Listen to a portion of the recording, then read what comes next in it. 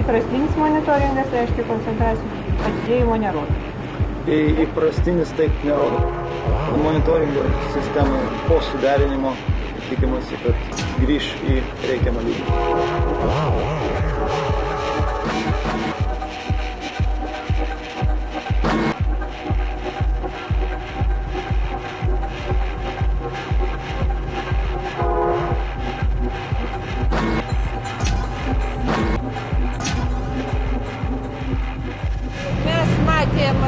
Automatinė monitoringo sistema, kuri yra nepilnai metrologiškai įteisinta.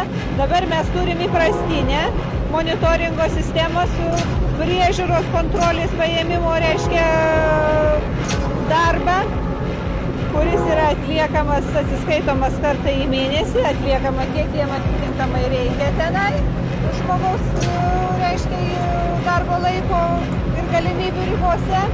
Ir va, matysim iš pavyzdžių paėmimo vietos dirbančio katilo, kokius parametrus gausim, sulyginsim su normatyvais.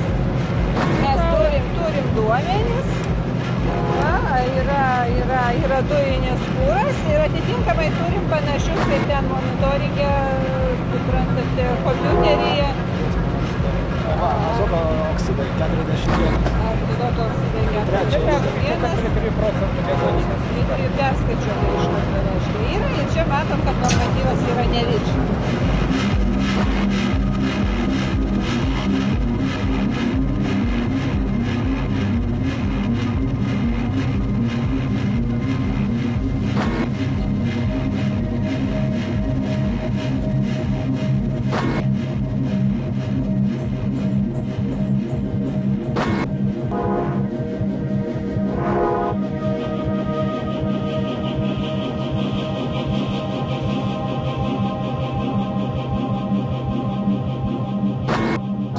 Ūkis įtaką gamtai daro keletų aspektų.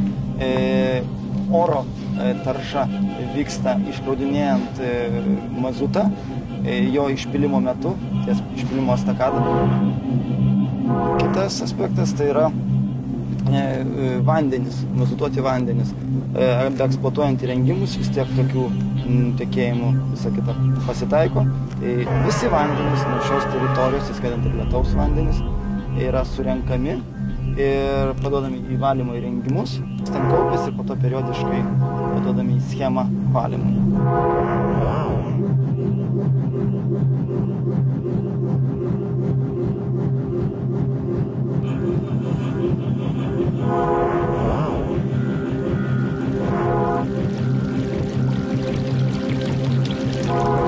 Atliekame upelio monitoringą, kuris kerta Mazuto upę teritoriją, tikriname vandens kokybę prieš Mazuto upį ir yra antrasis matavimo taškas už Mazuto upę ir lyginamos vandens kokybės koncentracijos prieš ir po, ar yra mūsų indėlis.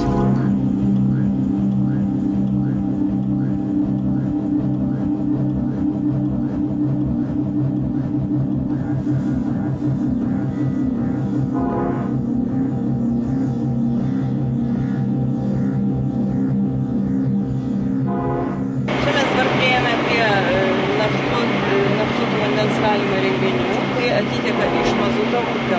Mazuto upėje visi paviršiniai vandenys nuo išpylimo estakados ir nuo įvairių įrenginių surenkami ir pumpuojami siurblių pagalba į Kauno elektrinėje esančius valymo įrenginius.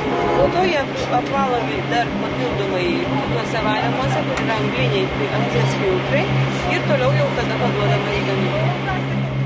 Šlamo ūkis skirtas lietaus ir gamybinių vandenų surinkimui ir nuskaidrintuvuose susidariusio dumblo saugojimui. Kadangi dumblas saugojamas ilgiau kaip 1 metus, įmonė privalo įsiregistruoti kaip atliekų tvarkytoja. Šiuo metu tvarkomi dokumentai, gauti registracijos pažymėjimą aplinkos departamente ir įsiregistruoti atliekų tvarkytojais tvarkančiais nepavojingas atliekas, nes dumblas susikaupęs šlamo ūkyje yra priskiriamas prie nepavojingų atliekų.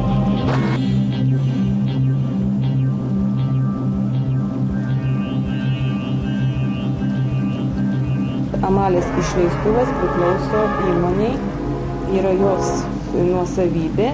Šių metų birželio mėnesį, 15 dieną atlikus patikrinimą, nustatyta, kad jau išleistuvo paėmimo vieta sutvarkyta ir jau galima pavyzdžius imti.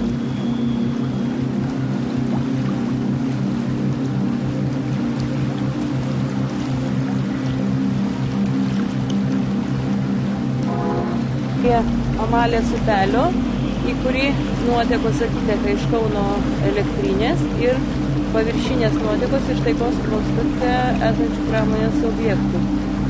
Vanduo pastaruoju metu kažkodėl tai labai yra pablogėjęs, stebima, kad taip daug organinių medžiagų, kas nebūdinga paviršiniam vandenimui.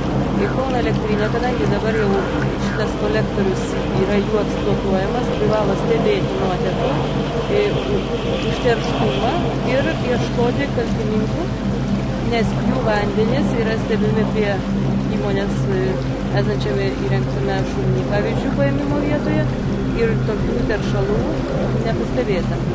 Todėl elektrinė visų rimtumų turi susirūpinti, kas į jų kolektorių leidžia nuotekas tiesiog gamybinės ir buitinės, nes toks buvimo kvapas jaučiasi ir detergentų daug, tai gal net ir kažkokia skaldykla. Tai savo valinė gal taip įsijungusi. Turėtų būti aiškinamas semiama iš skirtingų šulinių aukštyn tėkme ir atrastas teršėjas. Žinoma, įtaka teršimo yra ir tai, kad yra, kaip pasakyti, filosofiškai, leistintos taršos nėra, geriausia būtų, kad jos iš viso nebūtų. Bet tas, kad yra normatyvų ribos, tai yra.